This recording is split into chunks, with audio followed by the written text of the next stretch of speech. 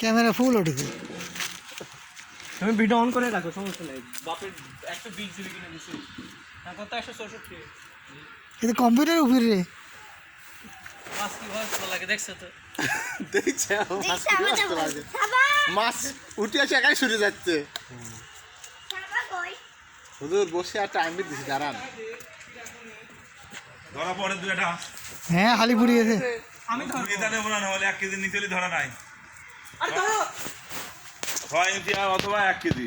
স্বামী সব তো সরাসরি তোর ভাবি ঈদ দেবে দে। আরে মাছের মুকুল খোল দি ভিজিস নাই। ভিজাল লাগবে তো। আমি তো এমনিটাই দিছি, সিটি দিয়ে তো মাছ মাছের পুঁটি কাপ ছাড়ছে যে মা।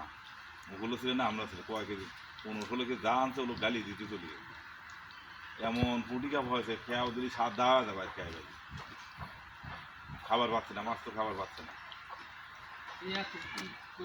এটা নিচে না বাদে ওইটাই করছিলাম। মৎস্যটা নিয়ে শিখাইলে মাছের যে ছাড়িয়ে দিয়ে আত্মাধারী জিনিস খাইবে না দান সেটাও আপনি পাবো। খাইবে যা লাগবে না খাওয়া রাখা যাবে না তো। সেটা তো অবশ্যই।